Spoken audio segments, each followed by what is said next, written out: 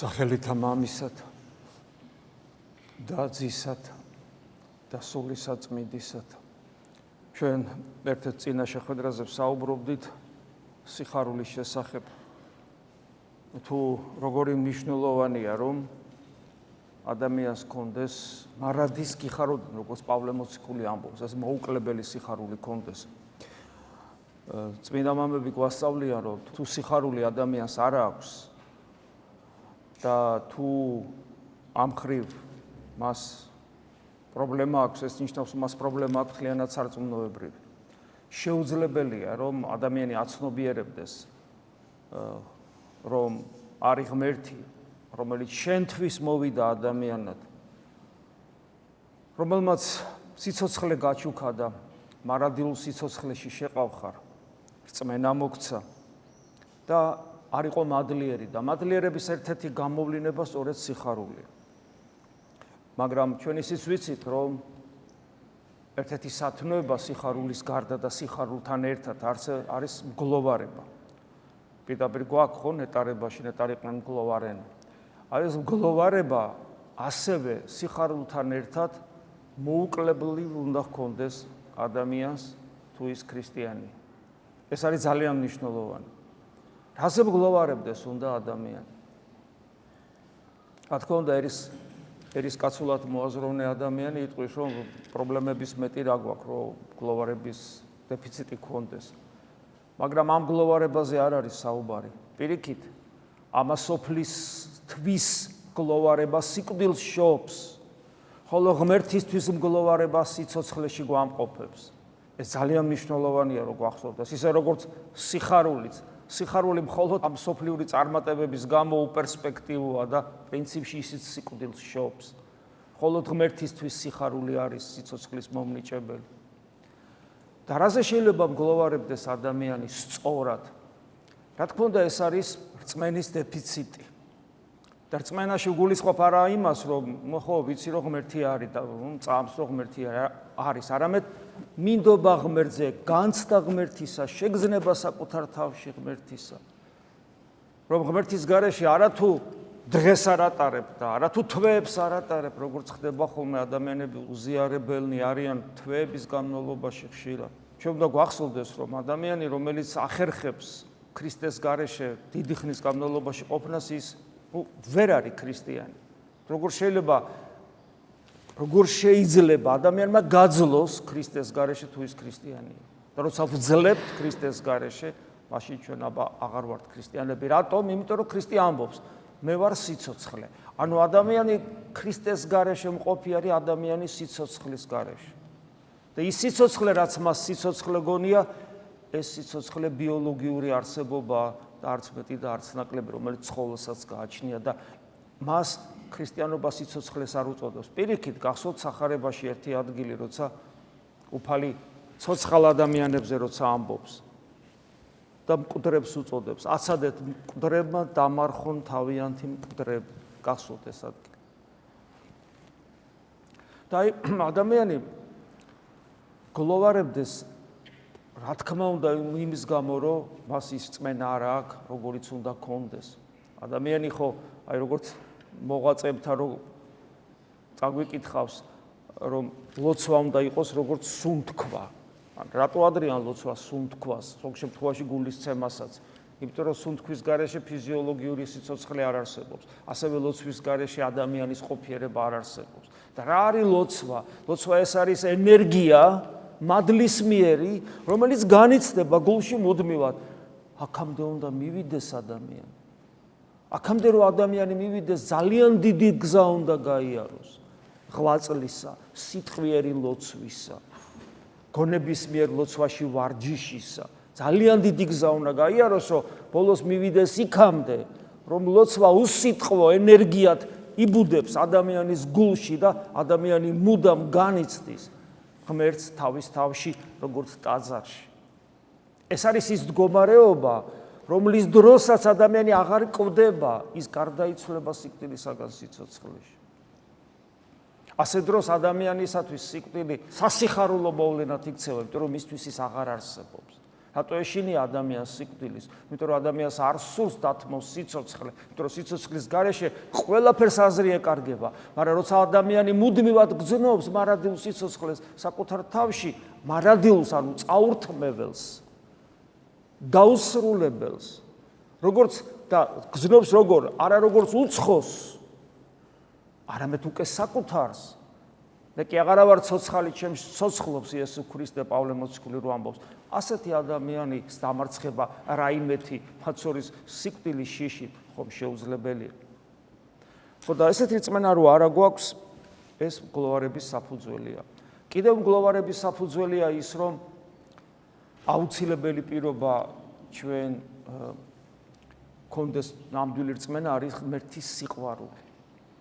ჩვენ არც ეს სიყვარული არ აქვს. ადამიანს, რომელსაც დაუშვათ ვიღაცა ადამიანი, რომელსაც ღმერთი უყვარს, ეს იცით რას ნიშნავს? მისი გონება, ანუ შემეცნების უნარები მთლიანად კონცენტრირებულია ქრისტეზე. მისი გზნობები, ემოციები მთლიანად კონცენტრირებულია ქრისტეზე. მისი ნება მთლიანად თანხვედრაშია ღვთისნებასთან. ასეთი ადამიანი ერთი ანთებული ცეცხლია, შეიძლება ასე ითქვას. ვართ ასე ჩვენ? არა ვართ ასე. გარდა ამისა, ადამიანი უნდა მგლოვარებდეს იმის გამოც, რომ არ აქვს რა ღმერთის სიყვარული მას შეუძლებელია ქონდეს ადამიანის სიყვარული. რატომ არის შეუძლებელი ადამიანის სიყვარული ქონდეს? იმიტომ რომ ვისაც ღმერთის სიყვარული არ აქვს და არ გვაქვს ჩვენის, მასში ჭარბობს ეგოიზმი. მორწმუნეშიც, ხო ურწმუნოზე აღარ ვლაპარაკობ. სადაც არის ეგოიზმი, კვდება სიყვარული. ჩვენ არ შეგვიძლია ერთმანეთის სიყვარული. რა გვიშლის, რომ ჩვენ ერთმანეთი გვიყვარდეს? ეგოიზმი, კიდე რომ დავანაწევროთ, კიდე რა გვიშლის? ის რომ ჩვენ გვიყვარს ეს სოფელი. რას ნიშნავს გვიყვარს ეს სოფელი? ამ სოფელში უამრავი მიზნები გვაქვს, საქმეები გვაქვს, ჩვენი კომფორტი გვაქვს, ჩვენი მისწრაფებები გვაქვს, ჩვენი ინტერესები გვაქვს. რომლითაც სიამოვნებას იღებს და ბედნიერობს ჩვენი დაცემული ბუნება, ჩვენი სხეული, ჩვენი სულის პატივმოყვარეობა არის დაკმაყოფილებული და ანგარება, შური, გესმით? რა თქმა უნდა, ფუფუნება და ასე შემდეგ.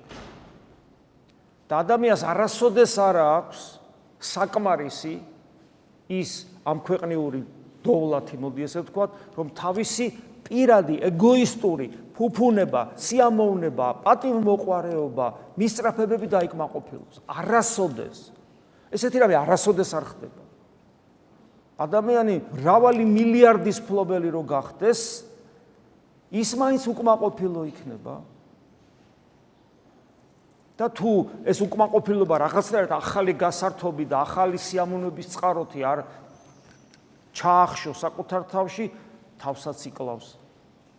იმიტომ იყო, რომ გასული საუკუნის ასე მეორე ნახევარში ერთ-ერთი ის ქვეყნები, სადაც ძალიან მაღალი დონე იყო სოციალური ყოფის, იქ იყო თვითმკვლელობები ყველაზე მეტი იყო. იმიტომ რომ ადამიანები ვეღარ პოულობდნენ ცხოვრების საზრის და ის კიდე რაც აქვს არ აკმაყოფილებს. მეტი და მეტი უნდა, ოღონ არ იცის ზოგს ყოფნის გამომგონებლობა და რაღაცებს იგონებს. ვთქვათ, მარსზე გაფრენა უნდა მერე და რა. ადამიანს ვერაფერი ვერ აძღობს. და რაში ვლინდება ეს მოყვასისადმი? იმაში, რომ არასოდეს არ გაგემეტება შენ მოყვასისათვის ის, რაც შენ გინდა და შენ გინდა უსასრულო რაოდენობის რაღაც, რაც არ იცი, სახელსაც კი ვერ არქმევ. ამიტომ ჩვენი ამ ქვეყნისადმი სიყვარული ბადებს უსიყვარულობას მოყვასისადმი. შეუძლებელია გვიყვარდეს ერთმანეთი. შეუძლებელია. საკუთარი თავი გვიყვარს ამ ქვეყანაში და იმიტომ რომ ჩვენი გონებაც, ჩვენი გრძნობებიც მიწეპებულია ამ სოფელს. როგორ შეიძლება მიყვარდეს გვერდზე მყოფი ადამიანი, რომელსაც რაღაცა უჭირს, რომელსაც რაღაცა ტკივა, რომელსაც რაღაცა აწუხებს. ამიტომაც არის უმნიშვნელოვანესი, ჩვენ რომ ქრისტიანები გავხდეთ და სულიერი ადამიანებად ვიქცეთ მართლა, ამიტომაც არის უმნიშვნელოვანესი სამრევლო ცხოვრება, როგორც ოჯახური ცხოვრება, ის როგორც ოჯახია უმნიშვნელოვანესი. ოჯახში სწავლობს ადამიანი თავგანწირვას მოყვასისთვის. და ასევე სამრევლო ცხოვრებაში ვსწავლობ ჩვენ ერთმანეთისადმი სიყვარულს. ყოველთვის ვამბობ ხოლმე, ის ვინც ვერ ახერხებს სამრევლო ცხოვრებაში ინტეგრირებას, მე პირადად იმის ქრისტიანობას ვერ ვიჯერებ. არ მჯერა მისი ქრისტიანობის. სულ რო ყოველ დღე ზიარებოდეს, ყოველ დღე დღე და ღამე რო აქ რო იდგეს, სულ რო ჩუმად იყოს და არავის განეკითხავდეს, ვერ ვიჯერებ მე ასეთი ადამიანის ქრისტიანობას. ვერ ვიჯერებ. და ამის საფუძველი რა თქმა უნდა მაქვს ეკლესიის 2000 წლოვანი გამოცდილება.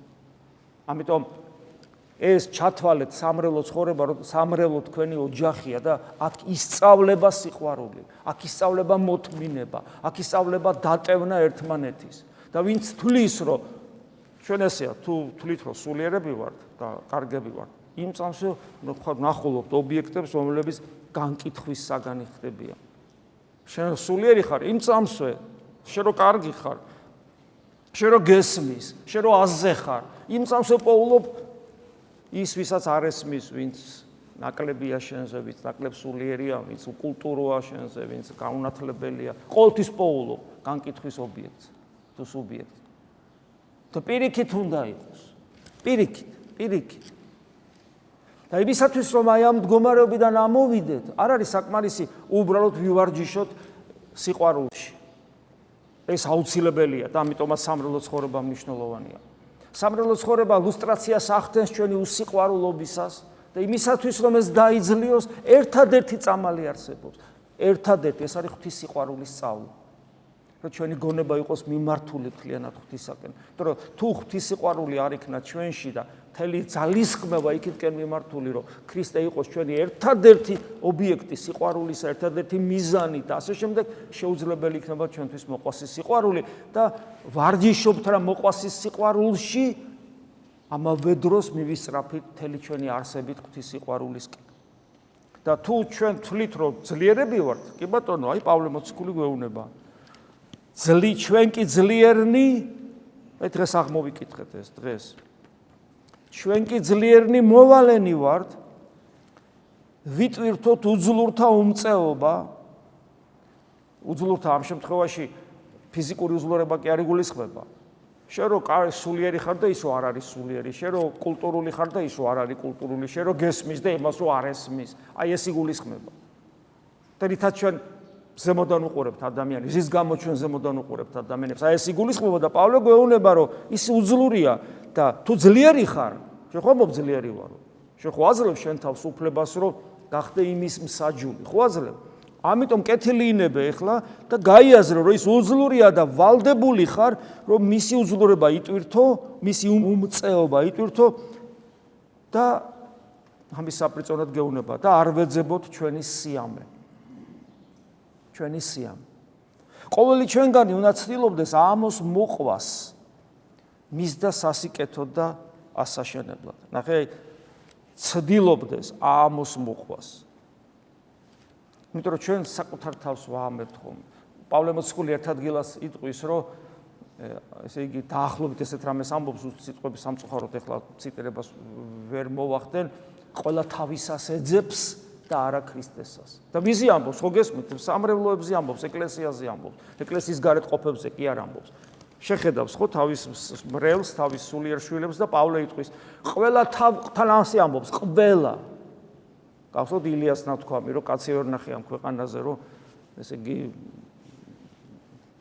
გული გადაუშალდა რაღაც ესეთ რამეს ამბობს. ანუ გესმით, აი ეს განცდა ყო პავლეს ეკლესიაში. გასაგებია ილიას ნახევრად უღმერთო საქართველოში ქონდა ეს განცდა და პავლეს აქ ეკლესიის წიაღში აქვს ეს განცდა.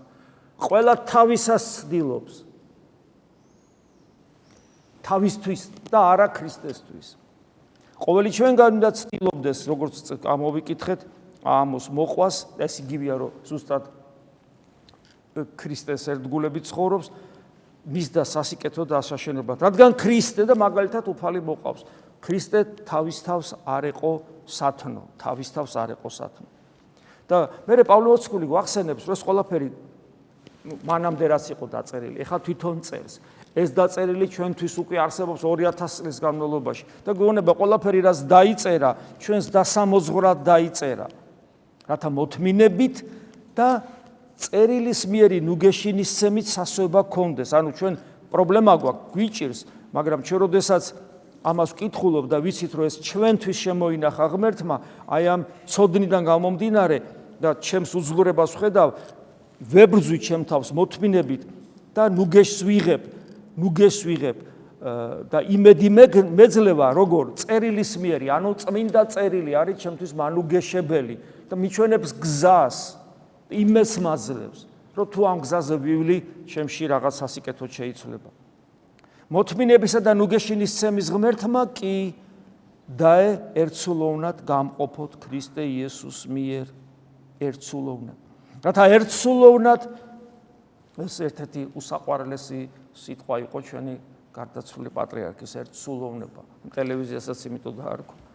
რათა ერთსულოვნად და ერთხმად ადიდებდეთ ღმერთს ჩვენი უფლის იესო ქრისტეს მამას. ანუ ამით გვეუბნება რომ შეუძლებელია თუ ერთსულოვნება არ გვექნება, ჩვენი ლოცვა შეიწიროს ღმერთმა.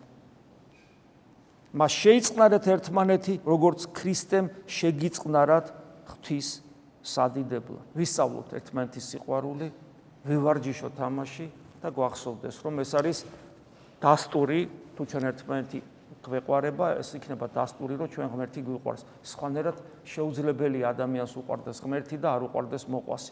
მაგრამ თუ ჩვენი გონება, ჩვენი გრძნობა არ იქნება მიმართული ქრისტესკენ კონცენტრირებულად და თუ ჩვენ არ გამოვძიებთ მის ნებას და ჩვენ ნებას არ დაუქვემდებარებთ ღვთის ნებას, შეუძლებელი იქნება ეს ყველაფერი ჩვენში ახსოვდეს. ამიტომ სამუშაო გვაქვს ძალიან ბევრი და სიხარული, რომელიც მადლიერებიდან გამომდინარე მუდამ უნდა გქონდეს, ამ სიხარულთან ერთვის ჩვენი გლოვარება იმის გამო, რომ ხედავ, რომ არც ღმერთი მიყვარს ისე, როგორც უნდა მიყვარდეს და არც მოყვასი. და მე ეს უნდა მაწუხებდეს და იმგვარად უნდა მაწუხებდეს, რომ მოსვენებას არ მაძლევდეს და ეს მოსვენებას არ მაძლევდეს არა სტიქიურად, არამედ მიზანმიმართულად, კონცენტრირებულად ქრისტეს მიმართ და გზა პირდაპირ ნაჩვენები მაქვს, ყველას ნაჩვენები გვაქვს წმინდა წერილში, რომელიც მაძლევს იმ იმედს, რომელი იმედიც არასოდეს არ გამიცრუდება, თუ მე ამ იმედს, ანუ წმინდა წერილს და ღვთის გამოცხადებას თუ არ მოვწყდები. შეგვეწიოს უფალი. ამინ. მადლი უფლისა ჩვენისა იესო ქრისტეს და სიყვარული ღვთისა და მამის და ზიარება სულისა წმინდისა იყოს თქვენ ყოველთა თანა. ამინ.